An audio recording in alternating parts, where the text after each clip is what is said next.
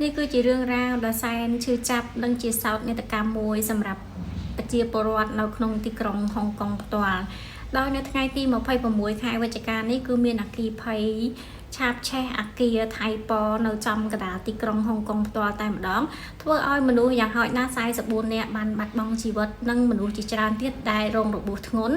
និងមនុស្សជាច្រើនទៀតដែលរកអត់ទាន់ឃើញអគារថៃប៉មានចំនួន8ល្វែងនិងមានកម្ពស់32ជាន់បើតាមសេចក្តីរាយការណ៍ពីប្រទេសហុងកុងអគារថៃប៉គឺមានប្រជាពលរដ្ឋស្នាក់នៅប្រមាណ4600គ្រួសារដែលស្នាក់នៅនិងមនុស្សជាង700នាក់ដែលបានជួយចេញពីអគារថៃប៉និងមនុស្សជាច្រើនដែលរកមិនទាន់ឃើញ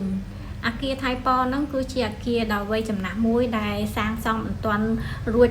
100% ទេលោកច័ន្ទលីបានធ្វើសេចក្តីថ្លែងការណ៍នៅតែជួយសង្គ្រោះយ៉ាងពេញទំហឹង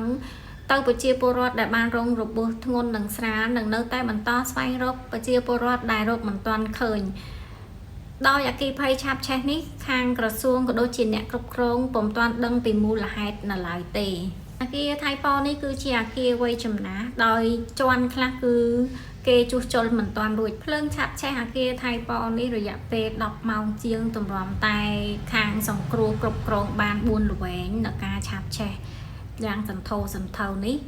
ប្រជាពលរដ្ឋខ្លះដែលបានជួយសង្គ្រោះចេញមកក៏មានការសោកស្ដាយដោយទ្រព្យសម្បត្តិរបស់ខ្លួនបានត្រូវបានភ្លើងលេបត្របាក់ទាំងស្រុង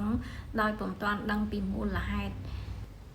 សម្រាប់រាជរដ្ឋាភិបាលនៃប្រទេសហុងកុងកំពុងតែស្វែងរកដំណោះស្រាយនិងការជួយយ៉ាងពេញទំហឹងដល់ប្រជាពលរដ្ឋដែលត្រូវបានអគ្គិភ័យឆាបឆេះនៅផ្ទះសម្បែងរបស់ខ្លួននិងស្វែងរកមូលហេតុយ៉ាងពេញទំហឹងដល់ការឆាបឆេះអគារដ៏ធំមួយនេះផងដែរចូលរួមសោកស្ដាយនៅសោកនាដកម្មដ៏ធំមួយសម្រាប់ការបាត់បង់